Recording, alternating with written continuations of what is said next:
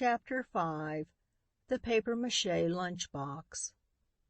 "But, Lucile," exclaimed Florence after she had heard the latest development in the mystery, "if the books are worth all that money, how dare you take the risk of leaving things as they are for a single hour?"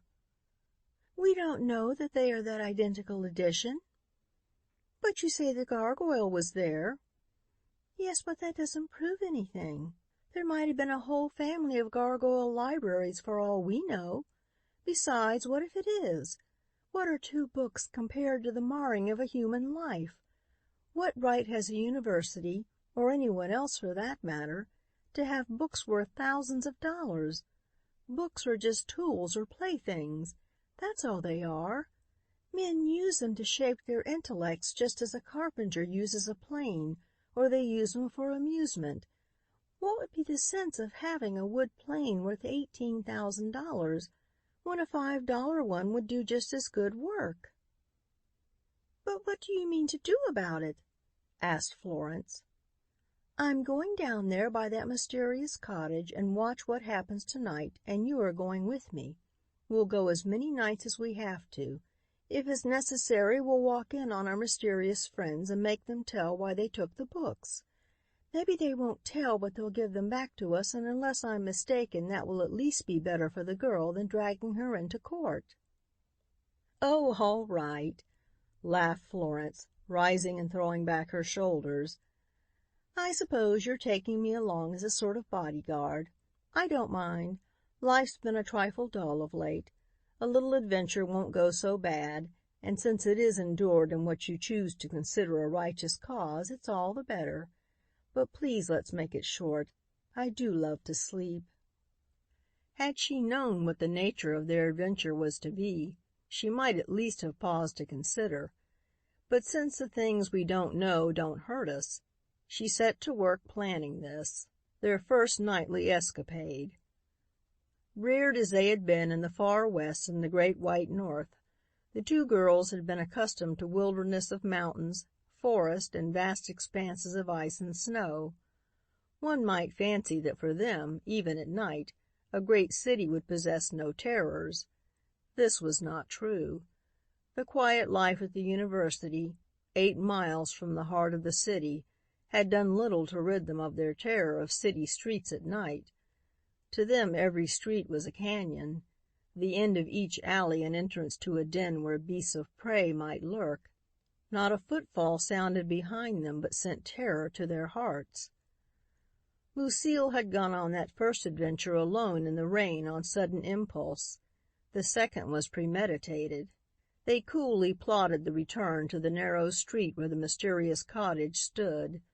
Nothing short of a desire to serve someone younger and weaker than herself could have induced Lucile to return to that region, the very thought of which sent a cold shiver running down her spine. As for Florence, she was a devoted chum of Lucile. It was enough that Lucile wished her to go. Other interests might develop later. For the present, this was enough. So on the following night, a night dark and cloudy but with no rain, they stole forth from the hall to make their way downtown. They had decided they would go to the window of the torn shade and see what they might discover, but on arriving at the scene, decided that there was too much chance of detection. "We'll just walk up and down the street," suggested Lucile. "If she comes out, we'll follow her and see what happens. She may go back to the university for more books." "You don't think she'd dare?" whispered Florence. "She returned once. Why not again?" "There are no more Shakespeares." "But there are other books." "Yes." They fell into silence. The streets were dark. It grew cold. It was a cheerless task. Now and again a person passed them. 2 of them were men, noisy and drunken. I don't like it," shivered Lucile. "But what else is there to do?" "Go in and tell them they have our books and must give them up." "That wouldn't solve anything." "It would get our books back." "Yes, but—" Suddenly Lucile paused, to place a hand on her companion's arm. A slight figure had emerged from the cottage. "It's the child," she whispered. "We must not seem to follow. Let's cross the street." They expected the child to enter the elevated station as she had done before, but this she did not do. Walking at a rapid pace, she led them directly toward the very heart of the city. After covering 5 blocks, she began to slow down. "Getting tired," was Florence's comment. "More people here. We could catch up with her and not be suspected." This they did. Much to their surprise, they found the child dressed in the cheap blue calico of a working woman's daughter. "What's that for?" whispered Lucille. "Disguise," Florence whispered. "She's going into some office building. See, she is carrying a pressed paper lunchbox. She'll get in anywhere with that. Just tell them she's bringing a hot midnight lunch to her mother." "It's strange," she mused. "When you think of it, how many people work while we sleep?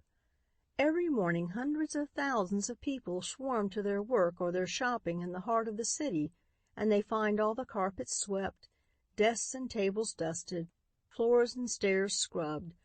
And I'll bet that not 1 in 100 of them ever pauses to wonder how it all comes about. Not 1 in 1,000 give a passing thought to the poor women who toil on hands and knees with rag and brush during the dark hours of night, that everything may be spick and span in the morning. I tell you, Lucille, we ought to be thankful that we're young and that opportunities lie before us. I tell you—" She was stopped by a grip on her arm. "Where has she gone?" stammered Lucille. "She vanished." "And she was not 20 feet before us a second ago." The 2 girls stood staring at each other in astonishment. The child had disappeared. "Well," said Lucille ruefully, "I guess that about ends this night's adventure." "I guess so," admitted Florence. The lights of an all-night drugstore burned brightly across the street. "That calls for hot chocolate," said Florence. "It's what I get for moralizing. If I hadn't been going on at such a rate, we would have kept sight of her." They lingered for some time over hot chocolate and wafers. They were waiting for a surface car to carry them home, when, on hearing low but excited words, they turned about to behold to their vast astonishment their little mystery child being led along by the collar of her dress.